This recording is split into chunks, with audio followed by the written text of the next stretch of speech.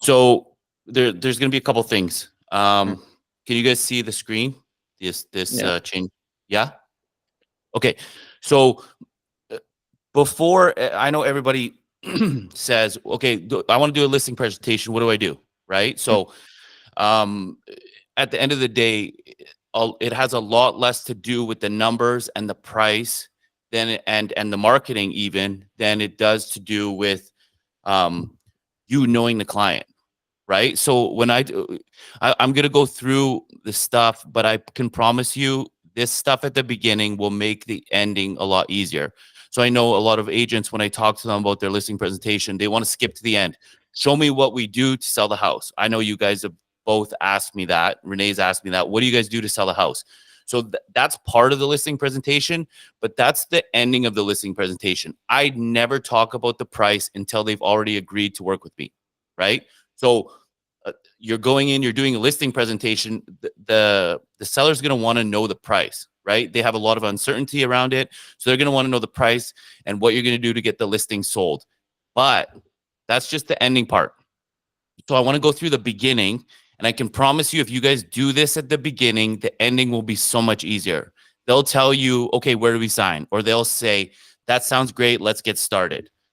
If you don't do this stuff at the beginning, you're going to have a lot harder time. You're going to be arguing with the price. You're going to be arguing with what you do, and you're going to be competing with other agents. So I always tell people the agent that knows the client the best is going to get the listing. The agent that knows their pain points, knows what's going on with their family, knows their situation is going to get the listing. The agent that does all the marketing, the agent that says they're number one in the area, the agent that says that they're top 10% or 5% in the real estate board is not the one that's going to get the listing. Because remember, people need to know us, they need to like us, and they need to trust us. And if they don't trust us, then they're not going to use us. Regardless of how competent you are at your job. So a lot of people call it a listing consultation, whereas I like to call it a conversation, because it's actually a conversation between you and the client about finding out what they need out of their house, where they're going to, and so on.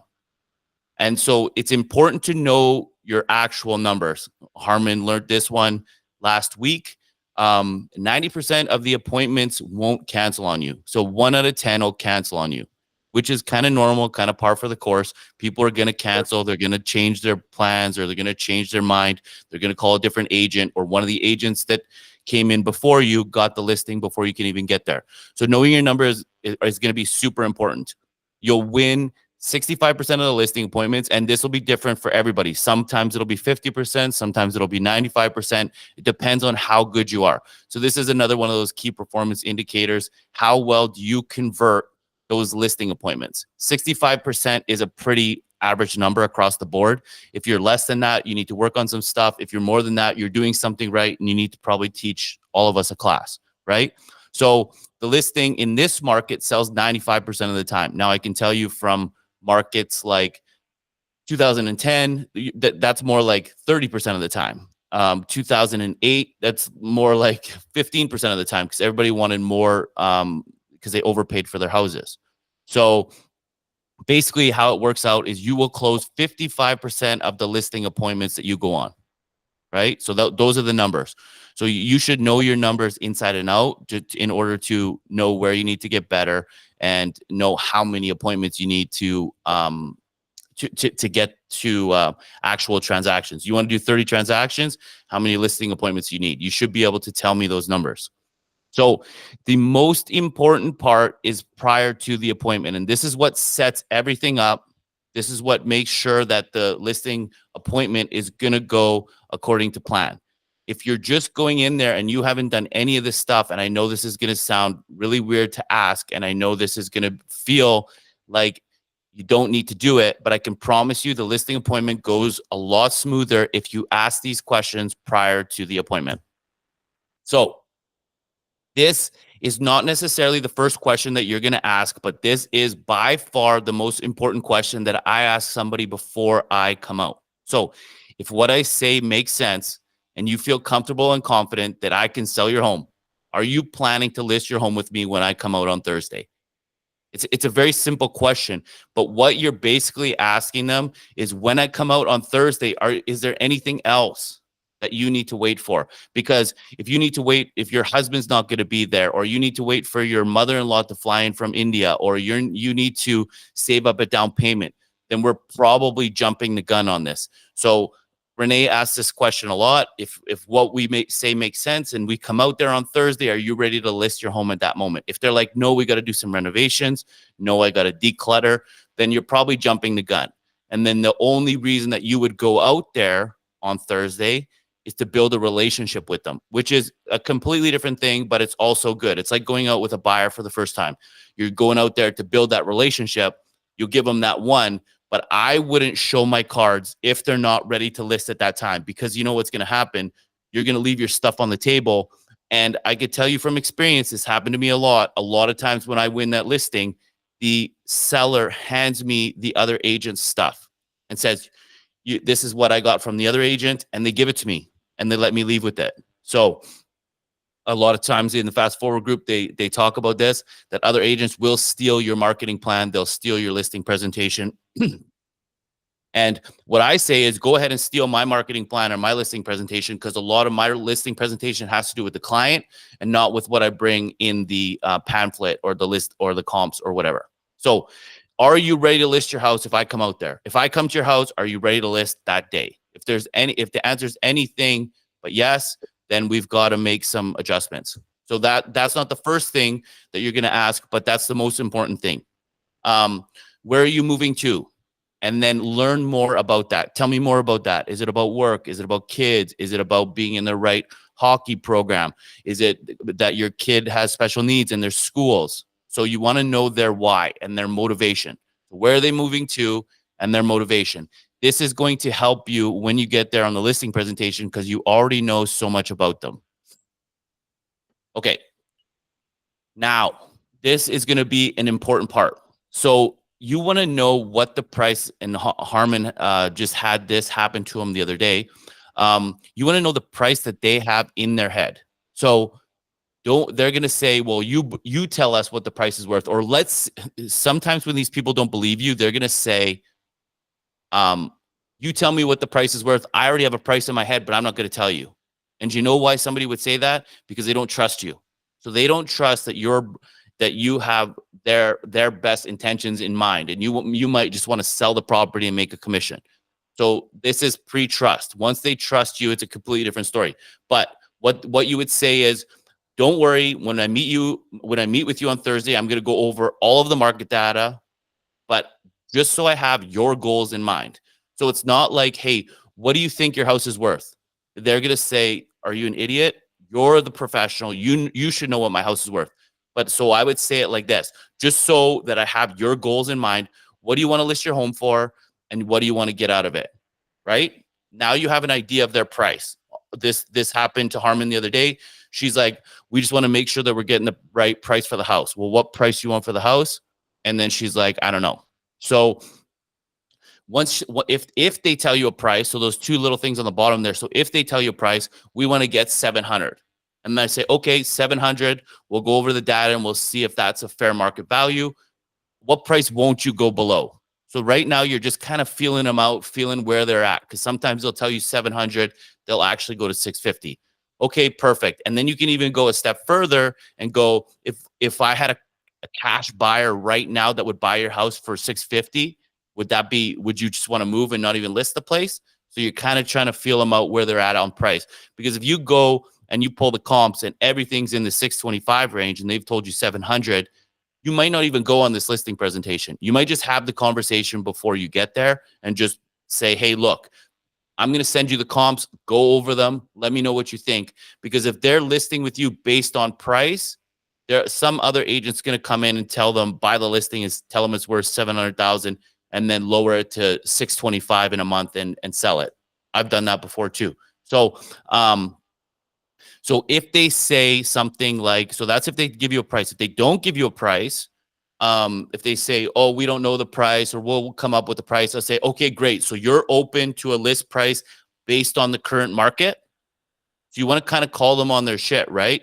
So you're open to a list price based on the market. Well, no. It depends on the market. Okay, well, then you have a price in mind, right? If they have a price in mind, you want to know what that price is. If they don't have a price in mind, then you could just go there and go through the comps, and it's going to be a really fun going over the comps. It's going to be much more fun than it would be if you think it's worth 600 and they think it's worth 700.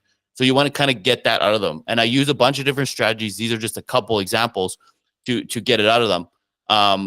And then you can go further. So this is going to be important when you're talking to them, because you want to know what you're looking for when you go through the home. So describe your home out of 10 for me. Okay. And what would make it a 10 out of 10 in buyer's eyes? So people have special emotional attachments to their home. You want to know what they really like about it, because that's what buyers are going to like about it too. So if they say our backyard, then you can actually go and compliment their backyard. If they say it has a nice open concept feel, then you could talk about the open concept feel. But you want to know what they like about their home and what they don't like about their home. So this is a good question. What would you describe your home out of 10, and what would make it a 10 out of 10? Remember, these are just questions before you get there, right? This is going to be another important question. Obviously, all these questions are important, and if you skip some of them, it's going to make it a lot harder. But I always say service is paramount to us, right? Our team is really driven on service and making sure our clients are happy. So let me ask you one question, Sarah. What are your expectations of the professional agent that you hire? And you see how I put professional agent in there. So we're already setting ourselves up on a pedestal. So what are the expectations of the professional agent that you hire? And she's going to have some expectations, whether it's communication, whether it's feedback, whether it's marketing, whether it's guiding them through the process. So what are your expectations? And this is going to be an important part so that you know how to tailor your listing presentation. These aren't just willy-nilly questions. These questions are actually setting up the framework for what you're going to say on the listing presentation. So once you have all of these expectations, now you have them written down. Now you can go in. If feedback's important, you're going to talk about feedback. If marketing is important, you're going to talk about marketing. So all these questions are setting you up for a better listing appointment. So this is where Cloud CMA comes in. Perfect. So I'm going to send you a quick market update. So it might be the market update on Move Faster. It might be some stats on the Edmonton real estate market and a seller's package. So that's your Cloud CMA. Could you review that prior to me getting there on Thursday? And you make sure that you get agreement on that. Okay. So you want them to look through the Cloud CMA and make sure that they see the data, so that you're not slapping them in the face with a whole bunch of properties that are worth 600,000 when they've actually thought that it's worth 700,000. Happens all the time. We have a client who's selling in Sherwood Park. She thinks her house is worth 600,000, and there's not a chance. So we want to make sure that that package that we send out is going to be the bearer of bad news and not us on that date. Okay, so just so you know, our meeting should only take between 30 minutes and an hour. Is that okay? Perfect. I look forward to seeing you on Thursday at noon. Another question that I would ask is, are all the decision makers, are all the people that are making the decision on this property going to be in attendance? Is your husband going to be there? Is your wife going to be there? Is your mother-in-law going to be there? You want to make sure, because the easiest objection that you can't handle will be, I got to ask my wife, well, why was your wife not here when I came out on Thursday, right? So you didn't set that up. And then always affirming the appointment. I told this to Harmon the other day. A confirmation is something like, hey, are we still on for tomorrow? Never do a confirmation. Your affirmation is, I'm affirming that we have an appointment tomorrow. Hey, Sarah, I look forward to meeting you tomorrow. Here's that package I said I was going to send. If there's anything that you need before tomorrow, just let me know. So you're just affirming that you're meeting tomorrow. You're not confirming saying, hey, are we still on? You're affirming. Sometimes you could do it on an email. Sometimes on a text message. I like to do it on a video, like just holding up a video. Hey, look forward to meeting you tomorrow. They put a face to the name, and it's a double whammy. So you're affirming, and they see your face, and they see you're genuine.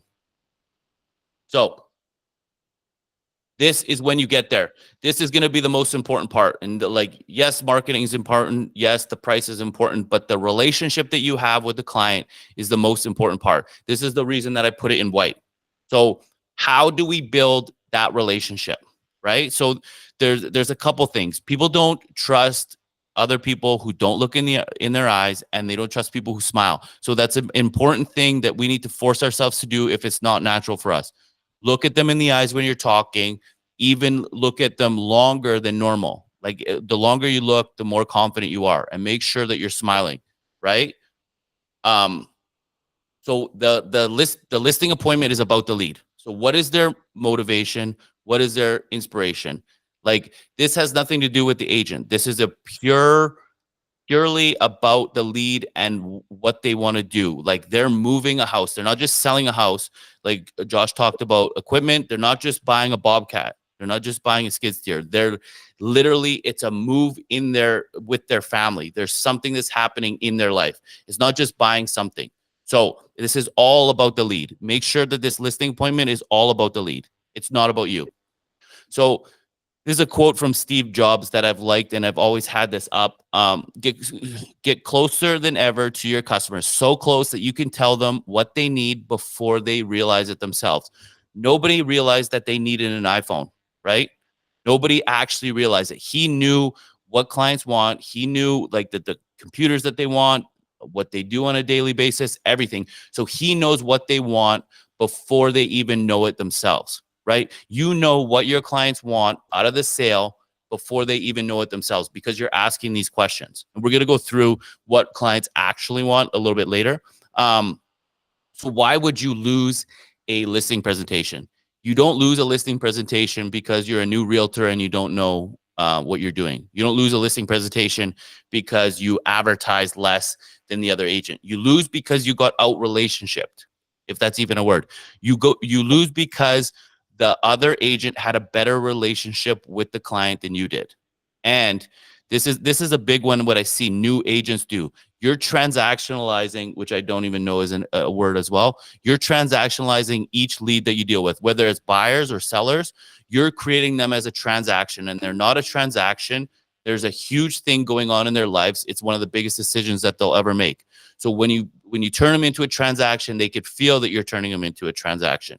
They can feel if you're desperate to get them to buy a house. What we're always trying to do is help people out.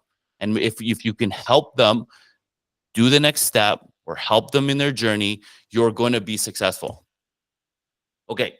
So I've helped a lot of agents. Hold on one second.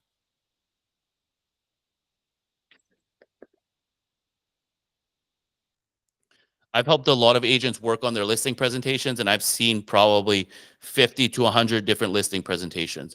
And from that data, what most agents do, most agents talk about why they're great. So they're going to talk about awards that they won. They're going to talk about their brokerage. A lot of new agents just talk about their brokerage because they don't have any notoriety for themselves. So they're going to talk about how great they actually are. And this doesn't work for clients because they'll get I'll ask a person when I win a listing over another agent, what was it? It's like, oh, he was great. He was sold a lot of homes, but it didn't feel like he cared. So most agents talk about why they're great, right? Most agents take control of the situation and tell the client what they need to do, right? People want to be told what to do, but they only want to be told what to do once they know that you care about where they're going. If they know that you care about where they're going, or care about their family, or care about the process, they will want you to control and tell them what to do. Before they know that you care, they don't want you to take control and tell them what to do. And most agents use sales techniques and scripts. So of course, like they work like the sales techniques and scripts, but a lot of people could see through that. So the summary of this is not about you. You don't need to tell them that you're great. You don't need to tell them what to do. You don't need to use sales techniques. This is not about you. It's about the actual client, right?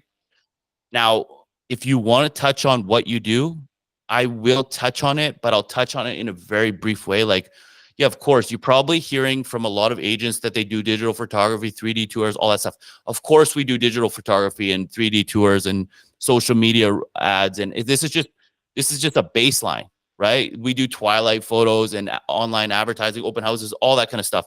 But that's just a baseline. Of course we do it, Like, just say it in a matter of fact. Of course, we do all that stuff. I'll go through everything that we do, but you're probably hearing from agents that they're so great because they do residential RMS measurements. They have professional photography. It's like everyone does that. So why are you bragging about something that everyone does, right? So are you writing notes? So do you have an iPad, or do you have a notepad, or do you have something where you can take notes? If I look over at all of you guys right now and I see somebody writing notes, what is the first instinct that I have in my head? It's that you guys give a shit about what I'm saying, right? So if the whole time the person is talking, you're taking notes, the person automatically, whether it's consciously or subconsciously, is going to sit there and be like, oh, he cares. If you're just sitting there and with your hands crossed, or you're walking through the house with a notepad and it's closed, they're going to be like, is this guy even listening? You know what I mean? So taking notes, it's a great way that you don't forget when you go and summarize, but also it's that you can have your scripts and stuff out there, or stuff that you want to talk about, or questions that you want to talk about, and it can be on your notepad or on your iPad, and so that you don't forget about it.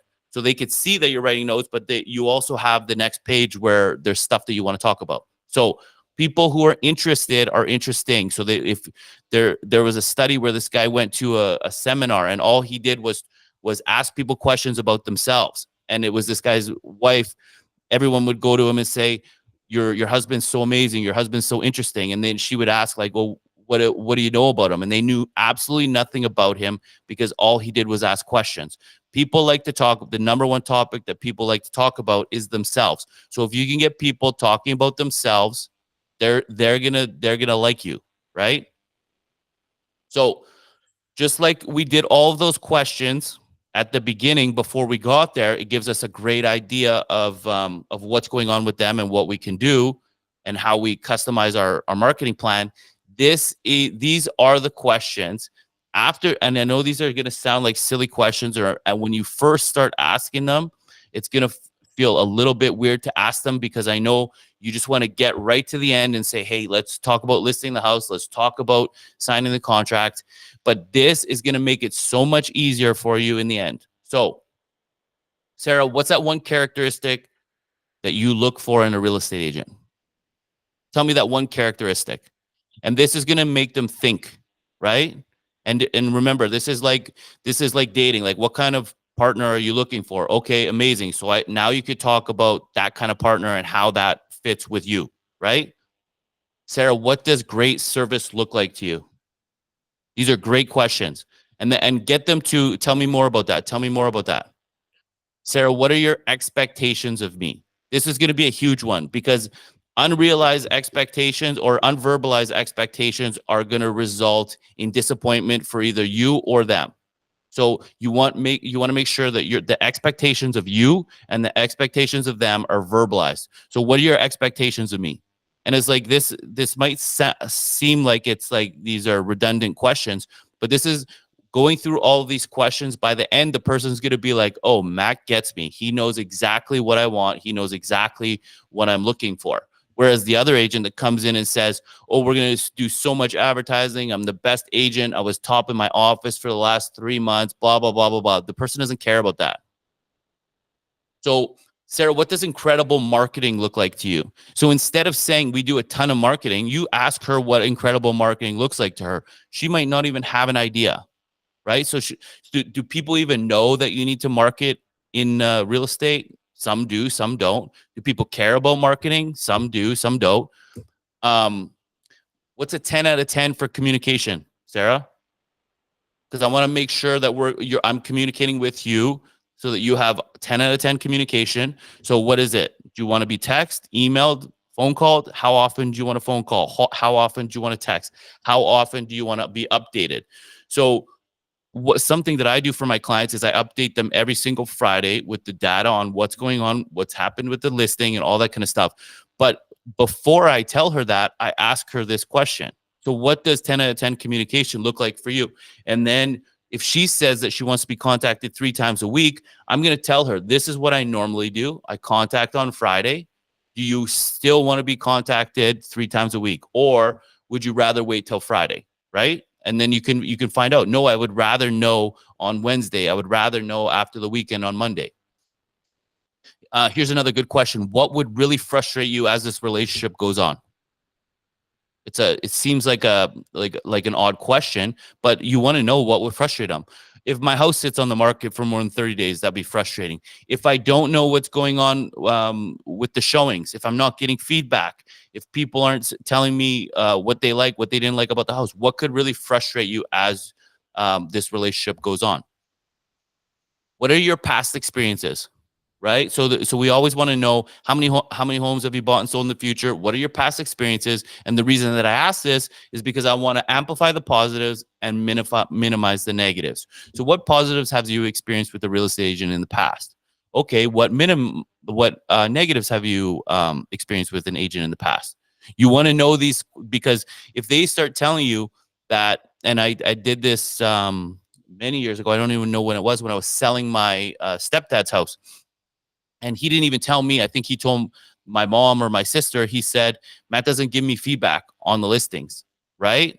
And it's like that was extremely important, that he got feedback after every single listing. So I had to tell him, like, hey, this is the feedback we get. A lot of agents don't provide it. We do this and this and this. So if I would have asked that question up front, I would have known what to say to him, right? And how to give him feedback. So here it is right here. What are your expectations for receiving feedback after the showings? So do you want to know right after? Do you want to know the next day? And then you can tell them that 35% of the real estate agents actually respond to feedback. And I had this the other day. I think I told it in the meeting the other day. I got feedback from an agent after 7 times. The showing time went out 7 times. On the 7th time, he put not interested. And I responded to him and I said, thank you for the feedback. Could I get a little bit more feedback? I promise when I show one of your listings, I'll give you amazing feedback as well. And he just put shows well. So it's like, I use that as an example when I'm talking to my clients, just saying, hey, look, this is what's happened in the past. A lot of realtors either don't care or don't have time, or they don't even remember what to use, what feedback the client had in the first place. So they don't even bother. So make sure that they know, so they're not expecting feedback after every listing, because I could tell you another expectation that a lot of people say is that you call the agent right after they showed and get them feedback immediately, and they know that night, right? That is an expectation that some people will have. Okay, how long do you think your house is going to sit on the market, Sarah? This is another good question, and it might sound like a weird one, but how long do you think your house is going to sit on the market? And then you could talk about the average days on market, about pricing your home effectively, any of that kind of stuff. But you want to know how long they think the house is going to sit on the market. Because if they think it's going to sell in the first 2 weeks, because everybody on Instagram has been saying so, after 2 weeks, they're going to think that you're not doing your job. This is a big one too. Sarah, on a scale of 1 to 10, 1 being meek and 10 being brutally honest, how honest can I be with you? Right? Some people don't want honesty. I could tell you my St. Albert listing, when I give him feedback, he says, F these people. Why would they even come and look at the house if they didn't like the size of the kitchen and like they saw it online? He just goes off. So I have to tone it back and not be brutally honest with him because he can't take it. Okay, so the second part, and don't worry, we're almost done this. This is, and we're going to get to the end that everybody wants to see, is the marketing and the pricing. But another part to this is not just their expectations, but who they are, who's their family, talk about their dreams, talk about where they're going, and talk about what they're running towards and what they're running from. So what they're running towards is their new future. What they're running from is a house that's too small, a neighborhood they don't like, whatever it is. So it's important to know that, because this is going to help you in the long run. And if you know all of this, the client is going to know that you care about them. So there's the Ford principle. Have a minimum of 2 connection points. So you better know about their family, their occupation, their recreation, their dreams. You don't have to know everything, right? Like if you're talking about family, and I'm talking about Jesse, for example, I know like his wife, what his wife does, his kids, that his kids play in sports, where they live, what him and his wife do for jobs. Like I know what they do for recreation. I might not know their dreams or where they want to go in the future, but like I know a lot about him. So if he was my client, I would base all of that on like what's going on with him, his family, his occupation, his recreation. So you might think like, well, why do you want to know what they do for recreation? Well, because you want to know where they want to live for maybe their kids play sports in Leduc, or maybe they love swimming, so they want to be close to the Terwilliger Rec Center. Like everything that you know about these people is going to help you help them make a decision that's in their best interest. So now we get to the game plan. So what it is we collect all that information that I've been writing down in notes, and I'll rephrase that information. And then if I'm not on, or if I'm missing something, I'll ask more questions. But basically, what you're doing right now is you're proving to them that you were listening the whole time. So, okay, Sarah. Whoops. So what I've heard is here. Okay, so here's what I've heard. So I want to make sure that I've got everything correct.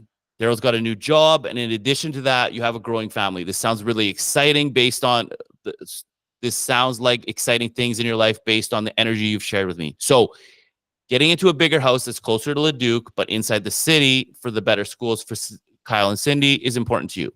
Okay, we understand that. I understand that you aren't looking to have your house on the market for a long amount of time because showings are disruptive and you're working from home right now. So we need to make sure that we get the price right up front and we get the marketing dialed in at the very beginning, just so that it's not sitting on the market. When that does happen, our goal is to get you moved by September so Kyle and Cindy can be registered in their new school. Does that sound about right? Did I miss anything?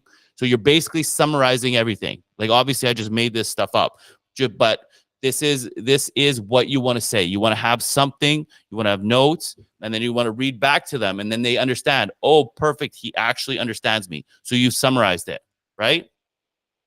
Now, why would this person pick you, right? Why would this person pick you? And maybe in the springtime, when everybody thought properties were selling really quickly, they're going to choose one agent, the first person that they sign up on a website, the first agent to call them back, the one that called them the most times on the phone, whatever it is. But now, as we go in and it becomes slower, and it may be slow for a while, maybe slow for a little bit, but there's going to be more competition, and all those good realtors are going to be competing with you. So who are they going to choose? What are the sellers actually looking for? They did a study and they said, they asked people three things. Do you want the highest performing agent that wins the most awards? Do you want the most amount of money and the least amount of time? Or do you want to be treated like I'm their only client and have extraordinary service? Now, I know we've talked a lot about pricing. Most people think that it's the most amount of money and the least amount of time.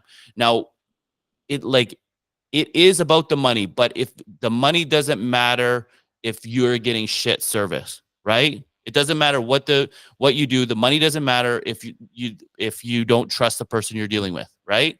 So 80% of the people surveyed said service was what they wanted over everything else, right? So it's like, if you're sitting there in there with your listing presentation and you're going over price, and I'm going to get you the highest price, and I'm going to sell it the quickest, blah, blah, blah, blah, blah. That's what every agent is telling them. You're going to lose, right? They're going to go with the agent who cares about them. They're going to go with the agent that gets the best service. Like, there's agents in the fast forward groups that will send out a listing package that's like, it looks like it costs $100. Like, the service that they get from that alone, they'll be like, oh, wow, this is what I can expect from the entire process. So as we're as we're sitting here, we say, okay, well, what are these sellers looking for, right? Like, what is the biggest stressors in life? And don't think that the biggest stressor is money, because it's not. Because I can tell you that the majority of clients that I work with who buy a home or sell a home can't tell me in 6 months what they bought or sold that home for. They definitely can't tell me in 5 years or 10 years what they bought or sold that home for. I always have to look it up, right? And they might have an idea, but they're usually wrong. So their biggest stressor is not the money, right? So that's why people accept unconditional offers for $5,000, $10,000, $20,000 less, right? Because they don't have the uncertainty, they don't have the interruption, they don't have to worry about the whole process. So the biggest stressors are uncertainty. Sometimes it has to do with money, like they're uncertain about how much money they're going to get. They're uncertain about if they're going to be able to afford the house. And interruption, like this is a big thing that's going to go on in their lives. So if you can have certainty for them, and you can have as little interruption as possible, make it as easy as possible, you're going to win more often than you don't. Okay, this is when we're getting close to talking to them about the price, and this is what I always this is how I always phrase it with the client. And I didn't always do this. I don't know when I got it, but a few years ago I got this. And I say, okay, Sarah, who do you think determines the marketing? Us. Obviously, yeah, we do the marketing, we do the exposure, we make sure that it gets out to as many eyeballs as possible. Okay, who do you think determines the condition? Well, that would be us. Like, yes, we're the seller. We determine the condition. We determine the curb appeal. We determine how the house smells and how it looks and how it's staged. Perfect. So who do you think determines the price? Right? And there's always like an awkward silence, and there's always like a pause because they're like, whoa, I thought you determined the price, or we determined the price, or I want 450,000 for my house. It's like, unfortunately, the price is determined based on what buyers are willing to pay for your home. So the market determines the price. Just like anything, the market is going to establish the price based on supply and demand and a lot of different criteria. So the market will determine the price. So what we're going to do is we're going to go through the comps, and we're going to look at the properties, and we're going to determine what buyers are willing to pay for a home just like yours. Now, there might be a home just like yours that a new buyer will come and pay more for, but there also might be a home just like yours that a new buyer will come and pay less for. But we're going to try to make an educated guess about what your home is worth. Okay, good? Does that sound good? Is there anything? Are you hesitant about anything right there? So that's going to be the big thing. So once they agree to this, I always want to get their buy-in. Get their buy-in with this, because if they have a price in their head, in their mind, you're going to have trouble getting over that hump, right? Especially if the price is based on the market, no problem. Like if it's based on the Cloud CMA that you sent, no problem. But if it's based on something in their head, like we paid $550, so we need $575, that doesn't make any sense, right? That doesn't make any sense. But you need their buy-in to market price, market value of your home. That's the only person that determines the price. Now, what do we do for, like, we have the Cloud CMA. So the Cloud CMA is there, right? We've already sent it to the client, but this is where you really nail down the price. So the Cloud CMA is going to be a little bit bigger and have cover more areas. But what I like to do is what I call the 3 times method. So 3 current listings, so that's your competition. 3 expired listings. These are people that didn't know how to price their house. And 3 sold listings. So these are going to be the homes that are most comparable to your home, that other buyers, when they come and write an offer on your home, are going to compare it to. So why do you do it this way? You want to make sure that they're not overwhelmed by the data. You guys will notice this if you go in and pull out the Cloud CMA, that people are going to be, after like 1 or 2 listings, their eyes are going to roll in the back of their head. They're going to glaze over. They don't want to see it. If they're a really analytical person, they will have gone through the Cloud CMA and they will have picked out a bunch of listings that they think. Let them do it. Let them pull out their laptop, or you have your Cloud CMA on your iPad or whatever, and pull out and be like, okay, these are the current listings that are most comparable. These are the expired, and these are the sold. And so if you have 3 different solds and they have 3 different solds, now you guys can go and look at them and be like, oh, okay, great. This one's like your house, but it was like 500 square feet more. Okay, well, we think that 500 square feet more is only worth this and this and this price. Well, now you're getting into bartering. So just make sure that you're looking through the comparables. If they come up with different comparables, that's fine. And then you can have that discussion. But I will never have this discussion until they've agreed to work with me first, right? So that I put in there, but it should be done at the end. So first, you go through all of your stuff. Then you say, okay, great. Is there anything holding you back from moving forward, which you're going to see after? And then you discuss the price. But I wanted to show you that just to start. So this is what you guys have asked me about, and this is probably what you guys are waiting for. What is the details? What is the marketing proof? So here is an example, and I just put a whole bunch of stuff in here. Some are made up numbers, some are not made up numbers, just for dramatic effect. So this is a property on 123 Apple Street. I would have this printed out on the back of the listing that we sold with all of these details on it. And so I would say, Okay, Sarah. So this is a home just like yours, with a family we sold just like yours, and it was very comparable, except it was in the Southwest Edmonton. So this is what we did to get the offer on the home. It was only on the market for 4 days, which was pretty good given the current market. We had one offer presented with another realtor. We had 14 team showings that came from our coming soon ads and our lead generation strategies, which we'll go over. We had 3 realtor showings, all with their own buyers clients. So from the realtor showings, there was a total of 103 total MLS hits. That means that there was 103 real estate agents working with buyers that had it set up on an auto search. From those 103, we only had 3 showings. So you could see how if you're just relying on realtor.ca or realtors who are working with buyers, how it's not a lot of people, right? You've got 103 people look at it. 3% of that actually came out and looked at the home in person. So here's an example of something that we do. These are our Facebook ads. And from here, we've got 95 leads generated. So the reach was 18,000 and the impressions were 38. So 18,000 different people looked at this property and 95 of them clicked on it and wanted more information. So this is the money spent and this is the total views. So 38,000 views, 38 times your ad popped up on Facebook on a ad, right? Then we also put it on Kijiji and stuff like that. So you've got 20 views per day. That's about average on this listing. In the 4 days it was on the market. Facebook Marketplace, it hit Facebook Marketplace pretty hard with 2,100 total views.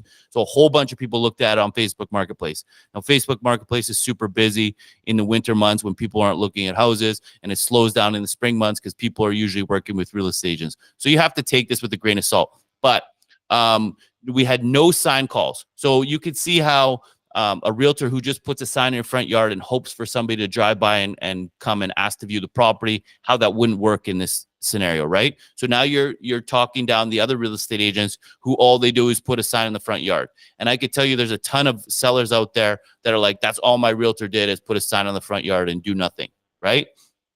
So then from Google PPC is similar to Facebook ads, except for it drives traffic to the website and not a particular Facebook ad. So on our one website, mattferguson.ca, there was 75 page views, 1 contact or showing request. Somebody ended up in our CRM. And on movefaster.ca, which we get a lot more traffic on that website, we had 142 page views, 8 contacts for per showing request. So we did that. Then we said open house here.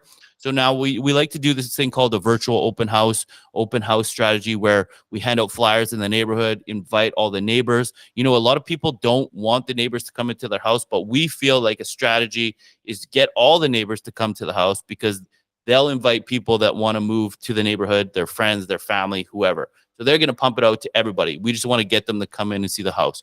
And 2 realtors attended the open house. Then we also have something called telelisting prospecting. So that what we do is we get our ISAs to call around the area and talk to people. With the privacy laws, it's a lot harder to get people to put their information online. But if there is people who put their information online, we can have access to them through our telelinks and prospecting that we do through our ISA department, right? And then you might talk about how we have ISAs and how if somebody comes in and calls on a sign, they actually go to an ISA department. That ISAs ask them a lot of questions to qualify them. And then we have a sales manager in Renee who will qualify them even further. So we make sure that everybody who comes to the house is qualified and ready, willing, and able to buy your house. We don't want to waste your time. We want to make sure that we bring the right people through your house. How does that sound? Right? So here's another way that I would show it. Like 1 to 3 Apple Street, 1 offer presented, 14 team showings, 3 realtor showings, 40 hits on MLS. This is kind of just a breakdown of it to show them. And you could have the graphs and stuff in there. And then the Facebook ads and showing like what we do here. And so that you could actually break it down. No sign calls.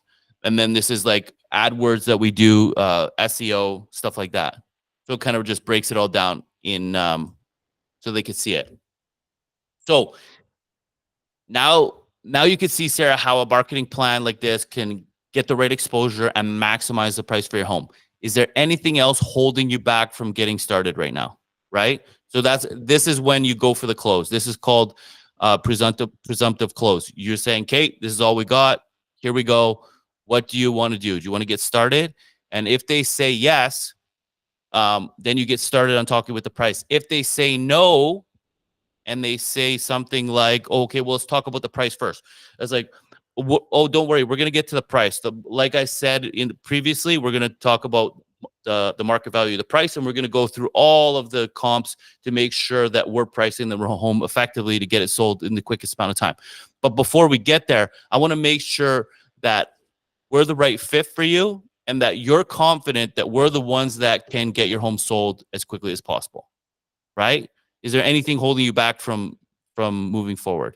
So you want to make sure that they agree to work with you before you get to that price. Price has absolutely nothing to do whether they choose you or not, right? Price has absolutely nothing to do with whether they choose you or not, right? If they're going to choose you based on price, then you have to get into the discussion like, if you're going to choose your client based on price, the market determines the price. We just talked about how the market determines the price, right? So how can a real estate agent say that he's going to determine the price because it's the buyers who ultimately pay for it? So is there something that you think another real estate agent is going to do to get a higher price? Because let's talk about that. Let's talk about what we're going to do to get you a higher price. And then the price is redundant. The price will come based on what we're willing to do or what we're going to do to get your home sold. So I never move on to the step, and it might take 2 or 3 times. Some people are stubborn. Well, let's see what you say on the price first. Sarah, it sounds like you're a little hesitant about moving forward with us. Is there anything that I can explain better for you? Or is there anything that you're unsure of about what we're going to do? Or have you talked to somebody else who's you think is going to do a better job? And have that conversation with them. Like I'm not, it doesn't feel awkward to me to ask those questions. I will gladly ask those questions, because if you don't ask those questions, they're just going to call that other person and use them anyways, right? But if you can call them out and just be like, hey, what is somebody else telling you that they're going to do like a super open house and invite all the neighbors or have like a bouncy castle or any of the kind of that stuff? You want to make sure that you have a communication with them and being like, okay, so you think this is going to get you a higher price for your house? Okay. If we were willing to do that exact same thing, is there anything else holding you back from choosing us? Okay, good. Right. So it's like, that's kind of where I like to go with it, just to make sure that you get all of the details. You want to make sure that you know what's going on inside their head. That's why you ask all those questions. And if you say like, hey, what's your, how do you want to be communicated with? And they tell you, and you're not communicating that way, well, you need to think about how you're communicating, or you need to talk about how you're communicating to them again to make sure that you're doing it the way they want to be communicated with. Do you guys have any questions?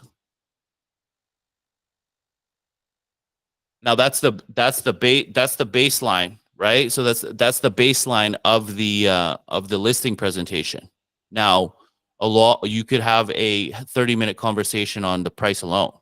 If the price is big on them, you could have a 30-minute conversation about that. You could have a 30-minute conversation on what you're going to do to get the home sold. But this is like the baseline of what you want to talk about when you're in there. Matt, do you always use that same set of numbers that you had on that last page? Or do you change that based on? Yeah, change it based on the house. And so sometimes I'll just send it to you. You anytime you want to set something like this up, I'll help you out with it. And then once you get used to it, you could just do your own. But I usually base it, like I try to get a house that's similar to theirs, right? And then even if you haven't sold something like in a little while, let's say you haven't sold, everyone's gonna brag about what they did this year. I was like, I don't want to show you what we did this year. Like this year, everything was selling in 2 days, 10,000, 20,000 above asking prices. Like, I don't want to show you that. I want to show you the hard listings where the market was going between 30 and 50 days and we sold it in 7. I want to show you all the stuff, all the other markets, because we're still going to implement this exact same plan in an easy market as we are in a hard market, right? And they're like, oh, okay, wow. So usually I like to show them like their house, because if it's $1 million house and you're showing them that you sold a $300,000 house in the north side, they're going to be like, well, this isn't like our house. So you want to kind of like target them towards that. Right. Okay. And I would, if their marketing plan isn't important to them, I wouldn't even bring it up. Like I would bring it up, like I would glaze over it, because if it's not important to them, there's no point in wasting your time. The problem also that you guys might run into is that they might not think a marketing plan is important, but then another agent comes in after you and talks about a marketing plan, and now it's important because that other agent did a good job on selling a marketing plan, right? So if you don't, Right. if you think that you're going to compete against somebody, that somebody's going to come in and go after you, there's a huge debate on this. Some people want to go first so they could try to get the listing and nobody else can come in. Some people want to go last so they're the last one in the house. But I could tell you from experience that a lot of times the last person never gets there. Especially if they interview like three or four agents, the second or third guy might just be like, yeah, oh, you know us, let's list it right now. We're not even going to wait for the other guy, right? That happened to me. They with a client, I was going to list their place, and their agent was going to come out, or their neighbor was going to come out the next day, and they just called and canceled with them, right? And the guy's sitting there like, oh, what happened? Oh, well, another agent came in and stole your client away, is exactly what happened, right? So if they like what they see and they say, yeah, we're good, like let's move forward, we're all here, then Yep. what? You automatically send them, like close them and send them the DocuSign piece Mm-hmm. And I used while to you're do sitting it. there. Yeah, I used to do it. I used to have a listing contract every time, just to sign the contract, right? A contract on a piece of paper, and you guys can do Yeah. this if you're not as confident, with my signatures already on it, with the address of the house already on it, and I would put it on the table, like while I was talking to them. That's confidence, right? Like you've got a contract that you've already signed with their address and all the stuff on there, and you put it Yeah. on the table with a pen on it.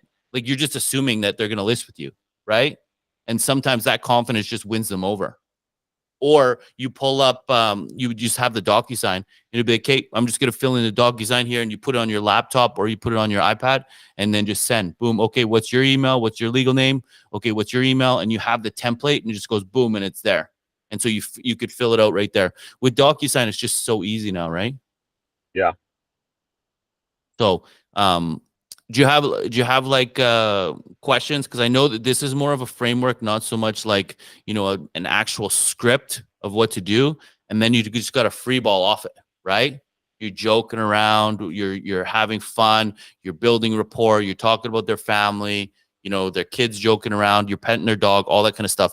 So it's basically like a framework of what to say and what to ask.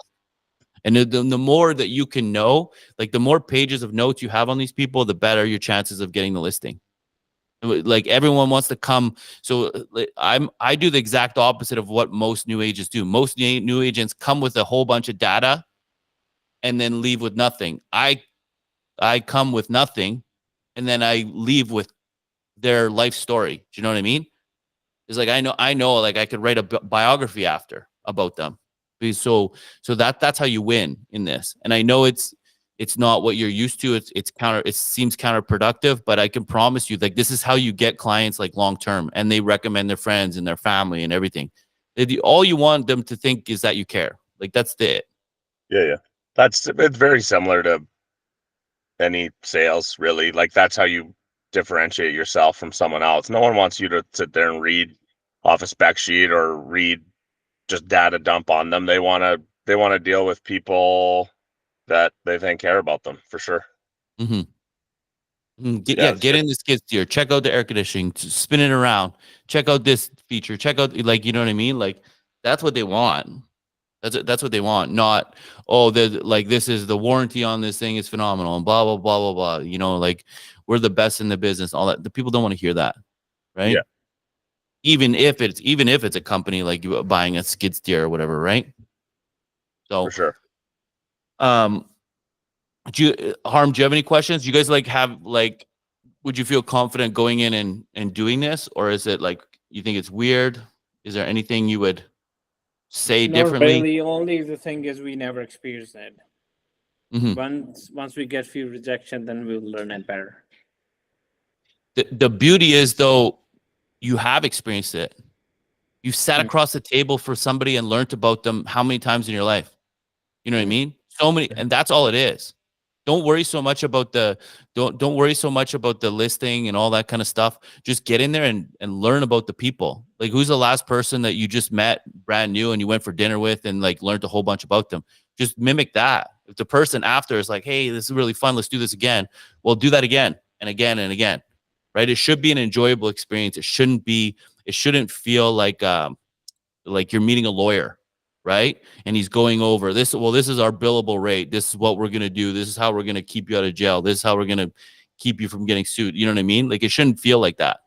And a lot of Yeah. agents will go in, make it like that, you know? Yeah, that makes sense. Yeah. And you can, like, I've done it many different ways, like hardcore marketing, like no marketing, talking about their family. Not like, I've had people just like, you talk to them for half an hour, you sit at the table for half an hour, and then they're off talking about Newfoundland and fishing and all the whole 9 yards, and then magically they come back. Okay, are you ready to go? Like, is there anything holding you back? Right? So it's like, sometimes it's just the conversation that gets you the listing. And if you go in there trying to like sell them, like, let me sell you on why I'm the best, it's like, you're going to lose. Yeah. So, No, that's really good. You guys got I think anything just else? I just think having those questions loaded up, like, written down in your notebook, like, that's what I would always do if I was starting with, let's say, a new brand. So it's the same sort of thing. Just have some very generic overview questions that you can get a bunch of information out of them with. And then, like you said, then just turn it into a conversation from there. If the conversation starts to die, you have other questions to load it up and to ask them with, right? Because Exactly. yeah, everyone wants to sit there and talk about themselves. They love it. And people love stories too, man. So if you could tell them a story about, like, people love selling Sunset and all that stuff, tell them a funny story, tell them a weird story, tell them like a story with somebody got in trouble based on marketing, based on expectations, based on, you know what I mean? Tell them a story and they're like, oh, wow. So now you're if you're a good storyteller, it's like you're telling them a story about what happened in the past, and you're actually selling them on yourself, but you're just telling a story about what happened in the past. I did this, we did, you know what I mean? So the stories will come. Like, I have a million stories, and I have my go-tos all the time that people, when you get a big reaction, sort of like a comedian, when you're getting a big reaction from a story or a joke, you just keep telling it and keep telling it in a different way and keep like emphasizing things, and it works out. So